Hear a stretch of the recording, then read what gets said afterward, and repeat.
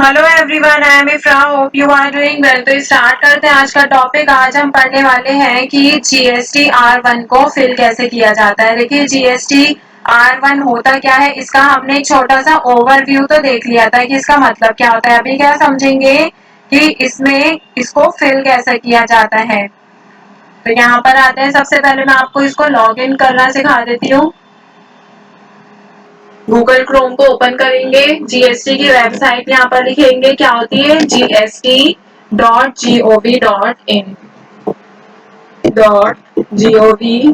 देखिए यहाँ पर खुद ऑटोमेटिक लिखी भी आ रही है। हम इसको लॉग इन करेंगे, सॉरी एंटर करेंगे पहले तो।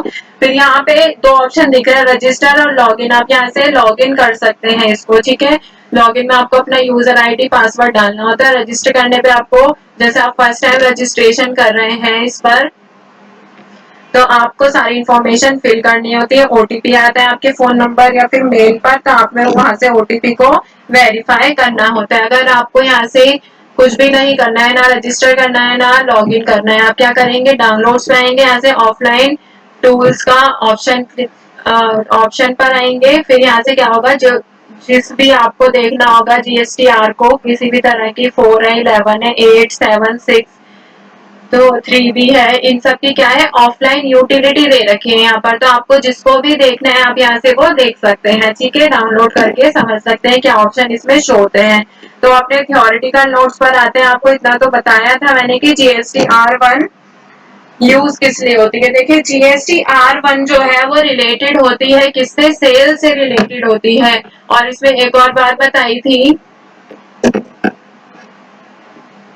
कि ये जो सेल्स से तो रिलेटेड होती है, सेल्स को और क्या कहा गया है, it is related to outward supply. मतलब कि हमारे बिजनेस में जितना भी आउटवर्ड सप्लाई, मतलब कि आउट से क्या हो रहा है, बाहर जाना, तो जितना भी हमारे बिजनेस से सामान आउटवर्ड हो रहा है, सप्लाई हो रही है, वो किस में आती है, जीएसटीआर1 में इसकी इंफॉर्मेशन फिल की जाती है। बट इसको कौन फिल नहीं कर सकता, कंपोजिशन स्कीम जिसने ले रखी है, मतलब कि जिसका टर्नओवर कितना है, 1.5 करोड़ से कम है, वो इसको जीएसटीआर1 को फिल नहीं कर सकता है। तो देखिए, ये जो होती है जीएसटीआर1, इसके अंदर कैसी कैसी सेल्स लिख सकते हैं आप, नील रेटेड लिख सकते हैं, मतलब कि जिनके ऊपर कोई भी जीएसटी चार्ज होता ही नहीं है, आप वो इसमें लिख सकते हैं। फिर क्या होता है, सेल्स एग्जेम्प्टेड, मतलब कि सेल्स से जितने भी हमारी होती है, नील रेटेड और एग्जेम्प्टेड दोनों थोड़ी सी सिमिलर सेम होती हैं, जैसे कि दोनों पर ही जीएसटी चार्ज नहीं होता है। एग्जेम्प्टेड में कैसे प्रोडक्ट्स आते हैं, जो हमारे डेली यूज के लिए होते हैं, और नील रेटेड में क्या होते हैं,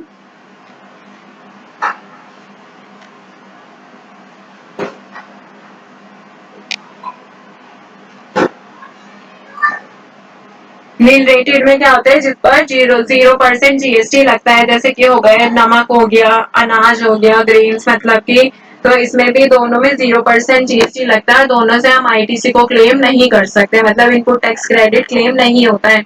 फिर सेल्स रिटर्न आपको एंट्री भी करनी सिखाई है टैली प्राइम में। सेल्स रिटर्न में क्या होता है, जितने हमने सेल्स किया उसमें कुछ सामान जो था, वो प्रोडक्ट जो थे वो कैसे थे, डिफेक्टिव, मतलब कि डैमेज थे। तो वो वहां से जब हमारी सेल वापस आती है, हम उसकी एंट्री किसमें करते हैं, सेल्स रिटर्न। तो आपको वो वाली इंफॉर्मेशन भी इसमें फिल करनी पड़ती है, और जितने आपके गुड्स और सर्विसेज टैक्सेबल होते हैं वो सेल्स भी इसमें आती है। तो इतना तो आपको बेसिक चीज समझ आ गई कि जीएसटीआर1 रिलेटेड किससे होती है। अभी क्या समझेंगे हम यहाँ पर,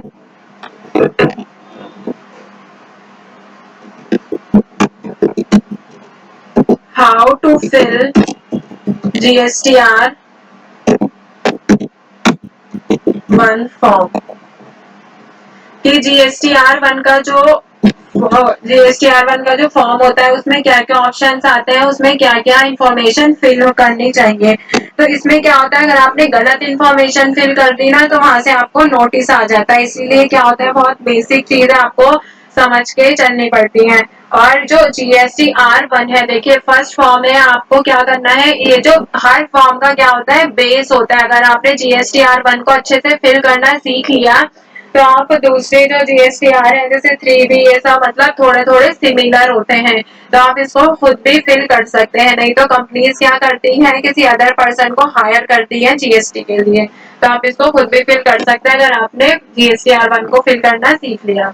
तो सबसे पहले इनके ऑप्शंस की बात करते हैं। इसमें क्या होता है, टोटल 13 तरह के आपसे पूछा जाता है कि इसके बारे में ये लिखिए ये लिखिए। फर्स्ट क्या होता है उसमें से,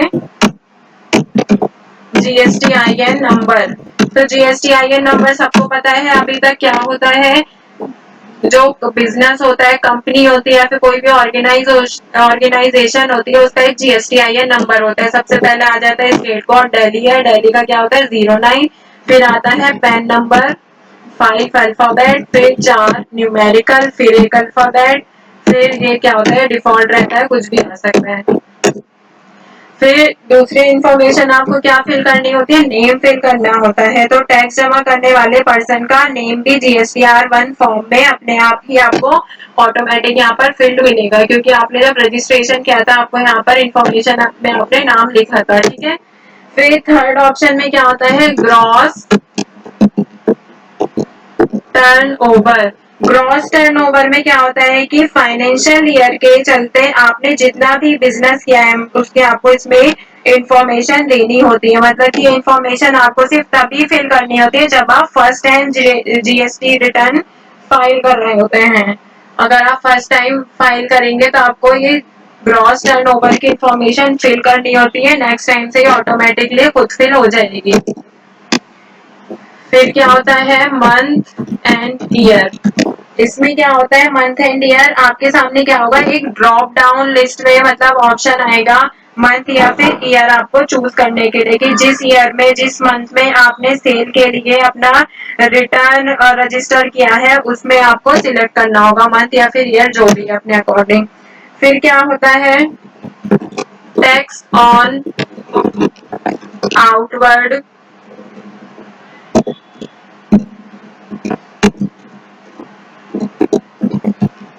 सप्लाईज।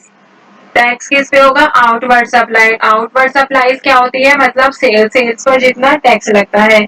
तो आप देखिए कितने तरह का टैक्स होता है, CGST, SGST और IGST। तो अगर आपने सेल कैसे की है अपने ही स्टेट में की है तो CGST और SGST की इंफॉर्मेशन यहाँ पर आपको फिल करनी पड़ेगी कि कितना टैक्स लगाया आपने, और वहाँ पे क्या होगा कौन से प्रोडक्ट पे कितना टैक्स लगा है। और अगर दूसरी स्टेट में आपने माल बेचा है अपना तो फिर क्या होगा, IGST की इंफॉर्मेशन आपको फिल करनी पड़ेगी। फिर 6 पॉइंट देखते हैं, outward supplies value exceeds 2.5 lakh. तो देखिए इसमें क्या कहा गया है कि आउटवर्ड सप्लाई की वैल्यू मतलब आपकी सेल की वैल्यू अगर 2.5 लाख से ज्यादा होगी तो आपको क्या करना होगा। देखिए ये उन सभी बायर्स को की गई सेल का यहाँ पर आपको लिखना होगा जिनको आपने 2.5 लाख से ज्यादा का माल बेचा है, उनका नाम, उनकी प्रोडक्ट, ये सब चीजें इंफॉर्मेशन यहाँ पे लिखनी होगी। फिर 7th में क्या होता है, आपको सप्लाईज का ऑप्शन मिलेगा। उसमें क्या होता है कि ऊपर के दोनों आपको यहाँ पर जो मिली है छूट, यहाँ पर मतलब जिस तरह आपको जितने आपने यहाँ पर सेल के बारे में लिखा है और जितना यहाँ पे सेल के बारे में लिखा है उनमें से जो भी नहीं लिखा वो आप कहाँ पर लिखेंगे, सप्लाईज में लिख देंगे। फिर 8 पॉइंट में क्या होता है, डेबिट एंड क्रेडिट नोट्स के बारे में इसमें आपको लिखना होता है। डेबिट एंड क्रेडिट नोट की इंफॉर्मेशन मतलब डेबिट नोट और क्रेडिट नोट की डिटेल्स देनी होती हैं, जैसे कि आपका टोटल जमा कितना है और आपका टोटल टैक्स क्रेडिट की इंफॉर्मेशन यहाँ पर लिखनी होती है। 9 पॉइंट में ये बोल सकते हैं amendment to the details of any outward supplies. तो देखिए इसमें क्या कहा गया है कि पहले के किसी मंथ में की गई सेल में से मतलब पहले पिछले मंथ की बात की गई है, पिछले मंथ में किसी सेल की गई में आपको किसी सेल में चेंजेस करने हो कि हाँ इसका अमाउंट गलत हो गया था, ये प्रोडक्ट का नाम गलत है, इसमें हमने टैक्स इतना लगाना था बट इसमें लिखा इतना है, तो आप इसमें चेंजेस कर सकते हैं। वो आपको 9th ऑप्शन वहां पर मिलता है। फिर क्या होता है 10th ऑप्शन में क्या होता है, एग्जेम्प्टेड गुड्स आते हैं। नील रेटेड गुड्स आते हैं एंड नॉन जीएसटी सप्लाईज। इसमें क्या होता है, एग्जेम्प्टेड में भी जीएसटी नहीं लगता है, नील रेटेड में भी नहीं लगता है, और नॉन जीएसटी का तो नाम से पता चल रहा है इसमें भी नहीं लगता है। तो ये सारे आपको इन्फॉर्मेशन यहाँ पे लिखनी होती है कि ऐसे कौन से प्रोडक्ट की आप सेल कर रहे हैं जिस पर जीएसटी चार्ज नहीं हो रहा है। फिर क्या होता है, एक्सपोर्ट सेल्स।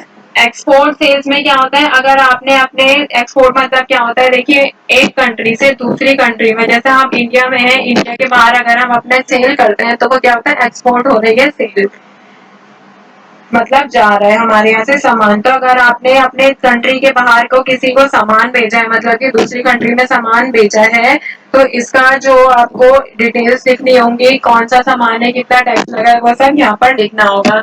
तो यहाँ पर तो 11th ऑप्शन कंप्लीट हो गए हैं। कंटिन्यू करेंगे नेक्स्ट सेशन में। Stay tuned and thank you.